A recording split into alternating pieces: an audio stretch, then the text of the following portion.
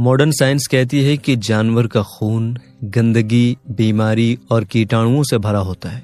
अगर जानवर मर जाए और खून उसके गोश्त में ही रह जाए तो गोश्त जल्दी खराब होने लगता है और उसमें खतरनाक कीटाणु बन जाते हैं।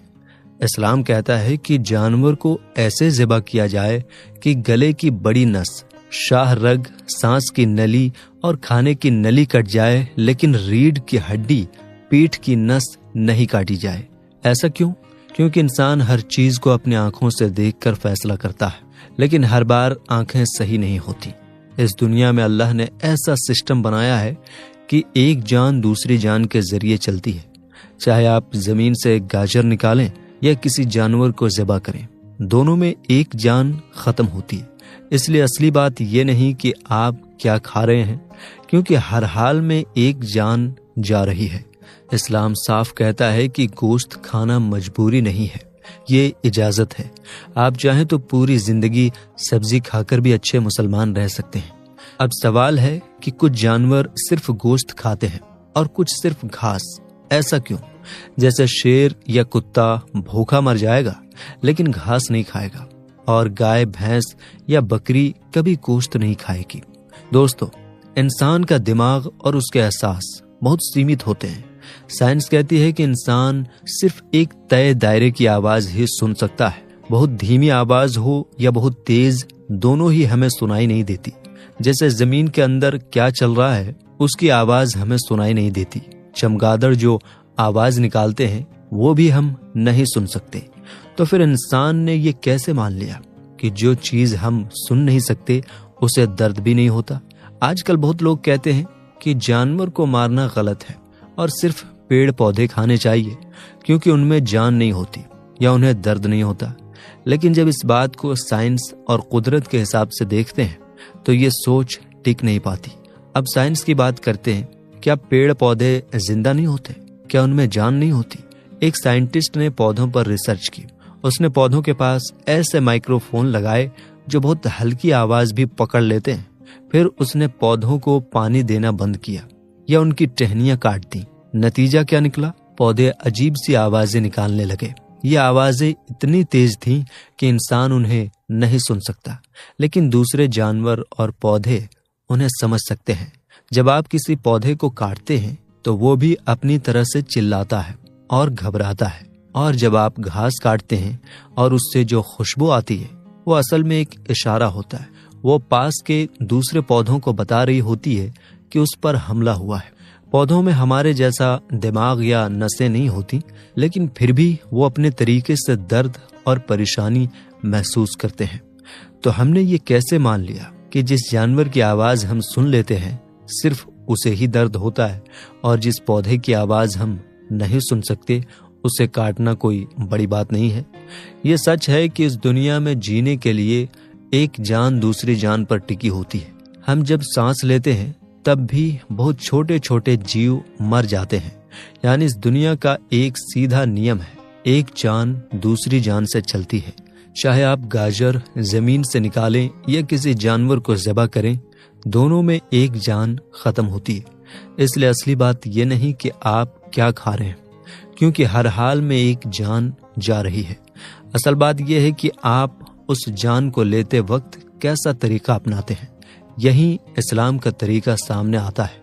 अल्लाह ने ही जानवर भी बनाए और पेड़ पौधे भी बनाए और इंसान को बताया कि ये सब खाने के लिए है। लेकिन इस्लाम इंसान को जालिम नहीं बनने देता। जब मुसलमान जानवर को ज़िबा करता है तो वो अल्लाह का नाम लेता है, बिस्मिल्लाहि अल्लाहु अकबर। इसका मतलब ये है कि हम अपनी मर्जी, शौक या ताकत के लिए नहीं, बल्कि अल्लाह की इजाजत से ये काम कर रहे हैं।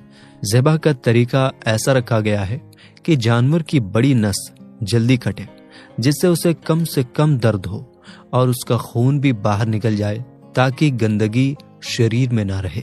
लेकिन आज के लोग हकीकत से ज्यादा अपने जज्बात पर चलते हैं।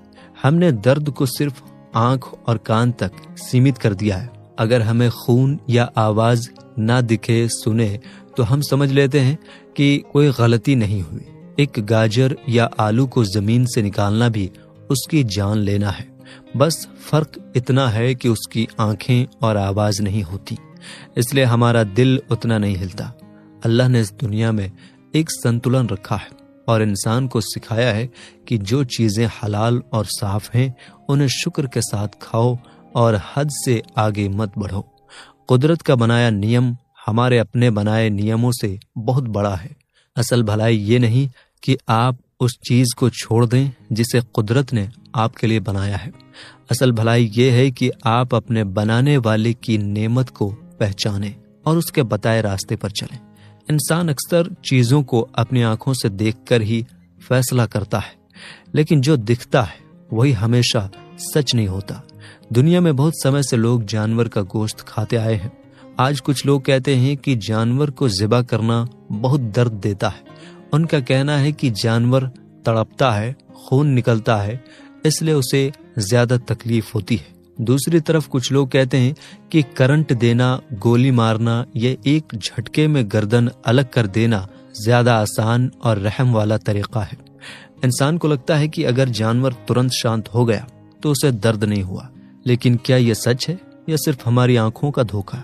जब इस बात को समझने के लिए लोगों ने अपने जज्बात को हटाकर रिसर्च की तो एक नई बात सामने आई। साल 1978 में जर्मनी की एक यूनिवर्सिटी के एक साइंटिस्ट और उनकी टीम ने एक टेस्ट किया। उन्होंने जानवर के दिमाग और दिल पर मशीन लगाई ताकि ये पता चल सके कि असली दर्द किस तरीके में ज्यादा होता है, ज़िबा में या दूसरे तरीकों में। और जो नतीजे आए वो चौंकाने वाले थे। साइंटिस्ट ने देखा कि जब इस्लामी तरीके से गले पर तेजी से छुरी चलाई जाती है तो बड़ी नसें कट जाती हैं। सिर्फ 3 सेकंड के अंदर दिमाग तक खून जाना बंद हो जाता है। इसका मतलब दिमाग तक दर्द पहुंचाने वाला रास्ता बंद हो जाता है। पहले 3 सेकंड में मशीन ने बिल्कुल भी दर्द नहीं दिखाया और 3 सेकंड के बाद जानवर गहरी बेहोशी में चला गया। दिमाग पूरी तरह शांत हो गया। अब सवाल आता है कि फिर जानवर जो हाथ पैर चलाता है वो क्या है? साइंस कहती है कि वो दर्द नहीं है, वो सिर्फ शरीर की हरकत है जो दिमाग का कंट्रोल खत्म होने के बाद अपने आप होती है। अब दूसरी तरफ देखें, जब जानवर को करंट दिया गया या गोली मारी गई तो बाहर से वो शांत दिखा, लेकिन मशीन ने दिखाया कि अंदर बहुत ज्यादा दर्द हो रहा था। जानवर इसलिए शांत था क्योंकि उसका शरीर हिल नहीं पा रहा था, लेकिन उसका दिमाग दर्द महसूस कर रहा था। इस्लामी तरीके की खास बात सिर्फ दर्द कम करना नहीं है, असल बात है खून का निकलना। अगर खून शरीर में रह जाए तो वही गंदगी और बीमारी का घर बनता है। अगर जानवर मर जाए और खून अंदर ही रह जाए तो गोश्त जल्दी खराब हो जाता है और उसमें खतरनाक कीटाणु बन जाते हैं। इसलिए कुरान में बहते हुए खून को हराम बताया गया है और ये कहा गया है कि खून को बाहर निकाला जाए।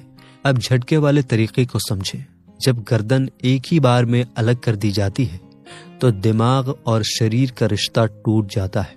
इससे दिल तुरंत धड़कना बंद कर देता है और जब दिल बंद हो जाता है तो शरीर का खून बाहर नहीं निकलता, अंदर ही रह जाता है।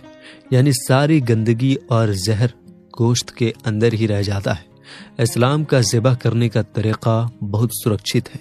इसमें कहा गया है कि गले की बड़ी नस, शाह रग, सांस की नली और खाने की नली काटी जाए, लेकिन पीठ की नस, रीढ़ को नहीं काटना है। ऐसा क्यों? क्योंकि जब पीठ की नस सही रहती है तो दिमाग और दिल का रिश्ता बना रहता है। दिमाग बेहोश होने के बाद भी दिल को इशारा करता रहता है कि धड़कते रहो।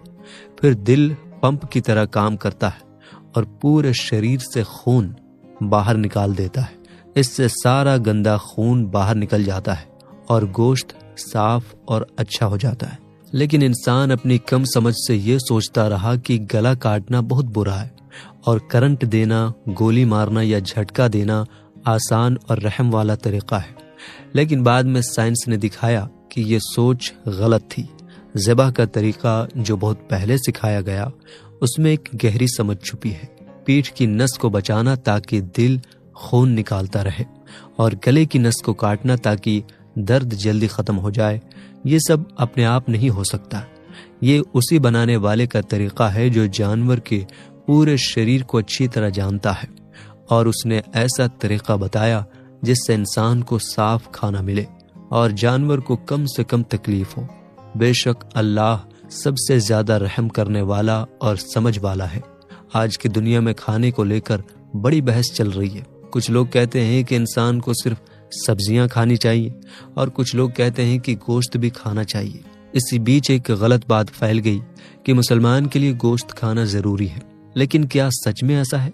अगर कोई आदमी पूरी जिंदगी सिर्फ सब्जी खाए और कभी गोश्त ना खाए तो क्या वो मुसलमान नहीं रहेगा? नहीं, इस्लाम साफ कहता है कि गोश्त खाना मजबूरी नहीं है, ये सिर्फ इजाजत है और एक नेमत है। आप चाहें तो पूरा जीवन सब्जी खाकर भी अच्छे मुसलमान रह सकते हैं। लेकिन यहाँ बात सिर्फ मजहब की नहीं है, बल्कि इंसान की बनावट की भी है। अगर इंसान सिर्फ सब्जी खाने के लिए बना होता तो उसका शरीर गोश्त को पचा कैसे लेता? इसका जवाब कुदरत में है।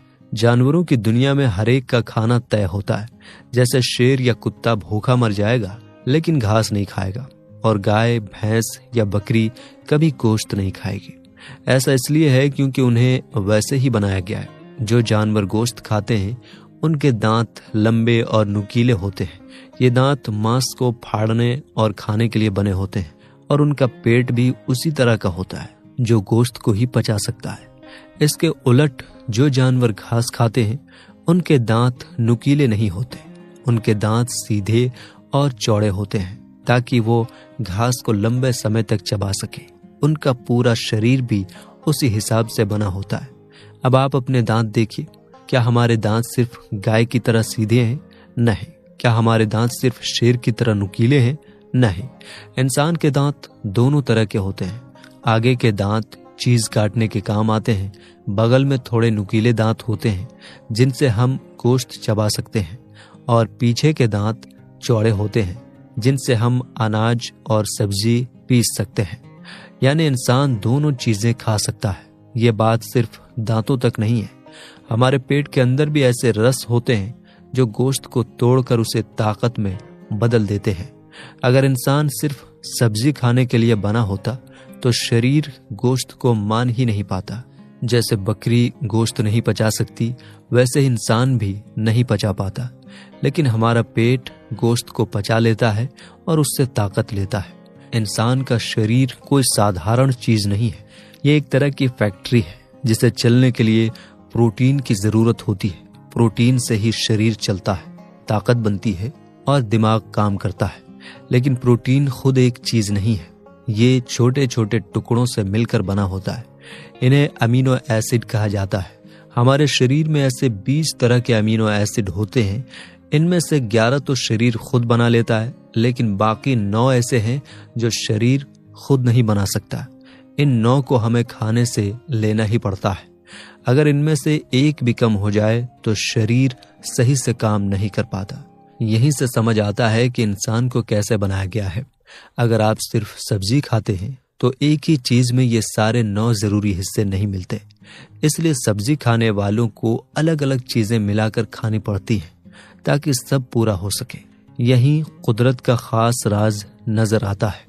अगर आप एक मछली, एक अंडा या गोश्त का छोटा सा टुकड़ा भी खाते हैं तो उसमें वो सारे 9 जरूरी हिस्से पूरे मिल जाते हैं जो शरीर को चाहिए। यानी एक ही चीज में सब कुछ मिल जाता है। शरीर उसे जल्दी अपना लेता है और उससे ताकत ले लेता है। अब क्या ये समझना मुश्किल है कि इंसान दोनों चीजें खा सकता है, गोश्त भी और सब्जियां भी? अल्लाह ने इंसान को एक ही तरह के खाने में नहीं बांधा। अगर इंसान सिर्फ सब्जी खाने वाला होता तो वो ठंडी जगहों में जिंदा नहीं रह पाता जहां सिर्फ मछली और गोश्त मिलता है। लेकिन अल्लाह ने गोश्त खाना जरूरी नहीं किया, बस इजाजत दी है। हमारे नुकीले दांत और पेट की ताकत साफ बताती है कि इंसान को ऐसे बनाया गया है कि वो हर जगह के खाने के साथ ढल सके। तो बात सीधी है, कुदरत का बनाया नियम हमारी सोच से कहीं ज्यादा गहरा है। चाहे पौधों की आवाज हो जो हम नहीं सुन पाते, या जानवर को ज़िबा करने का सही तरीका, या हमारे शरीर की जरूरतें, हर चीज में बनाने वाले की हिकमत साफ नजर आती है। इंसान का असली काम ये नहीं है कि वो अपनी बनावट से लड़े, बल्कि ये है कि वो अपने बनाने वाले की दी हुई चीजों को पहचाने, शुक्र करे और सही तरीके से इस्तेमाल करे। असल भलाई ये नहीं कि आप उस चीज को छोड़ दें जो आपके लिए बनाई गई है, बल्कि ये है कि जिस जान से आपको फ़ायदा मिल रहा है उसका सम्मान करें। तो साफ बात यह है, जिंदगी चलाने के लिए एक जान जाती है, चाहे वो सब्जी हो या जानवर। इसलिए फैसला ये नहीं कि आप क्या खाते हैं, फैसला ये है कि आप अपने बनाने वाले के तरीके को कितनी अहमियत देते हैं। अल्लाह ताला हमें सही समझ अता फरमाए। आमीन या रब्बुल आलमीन।